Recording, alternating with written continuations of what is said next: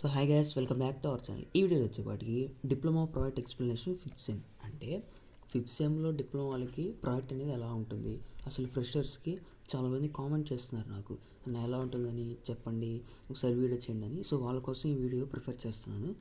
So first step by step process తెలుసుకుందాం. చాలు, ఇది చాలా ఈజీ. సో ఈజీగా 100 మార్క్స్ వచ్చేస్తాయి. సో ఈజీగా 100 మార్క్స్ అనేవి వచ్చేస్తాయి. సో ఫస్ట్ ఏం చేస్తారు, డివైడ్ ద గ్రూప్స్. సో మీరు ఏ బ్రాంచ్ అయినా కావచ్చు, ఫస్ట్ చేసే ప్రాసెస్ ఏంటంటే గ్రూప్స్గా డివైడ్ చేస్తారు సార్ వాళ్ళే. లేదంటే కొంతమంది మీరే గ్రూప్గా డివైడ్ అవ్వమంటారు.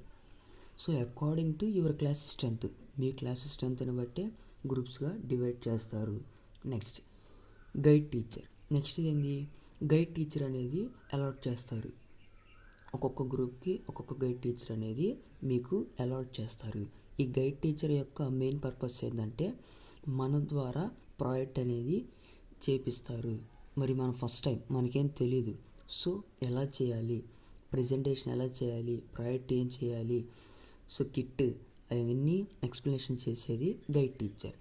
సో ఈ గైడ్ టీచర్ని మీ గ్రూప్లో ఉన్న లీడర్, సో ఎవరైనా కావచ్చు, ఎవరైనా ఒకళ్ళు ఉంటారు లీడర్, ఎవరైనా. సో ఆ లీడర్ వెళ్ళి రోజు గైడ్ టీచర్ కలిసి సో ఏం చేయాలి అనేది ప్రతిరోజు వెళ్ళి ప్రతి వారంలో ఒకసారి కలిస్తే సరిపోతుంది ఈ గైడ్ టీచర్. సో నెక్స్ట్ ఏం చేస్తారు, గైడ్ టీచర్ ఏం చెప్తారంటే search the project titles. Next step ఏంది, ప్రాజెక్ట్ టైటిల్స్ని సెలెక్ట్ చేసుకోవాలి.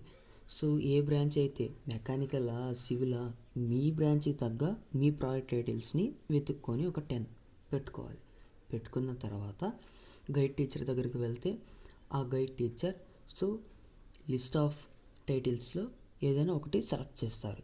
ఆ సెలెక్ట్ చేసిన దాన్ని బట్టి ఇది నెక్స్ట్ స్టెప్, అదే select the one project title. So next step ఏంది, సెలెక్ట్ చేసుకుంటమే, మన ప్రాజెక్ట్ని సెలెక్ట్ చేసుకుంటమే. ఇది స్టెప్స్. ఎప్పుడు, ఫిఫ్త్ సెమ్లో diploma project explanation. This is okay. Next ఇప్పుడేంది, ఆఫ్టర్ సెలెక్టింగ్ ద ప్రాజెక్ట్. ఇప్పుడు ప్రాజెక్ట్ని సెలెక్ట్ చేసుకున్న తర్వాత నెక్స్ట్ ప్రాసెస్ ఏంది. సో ఫస్ట్ వచ్చేపాటికి నేను అది నెక్స్ట్ వీడియోలో కంటిన్యూ చేస్తాను.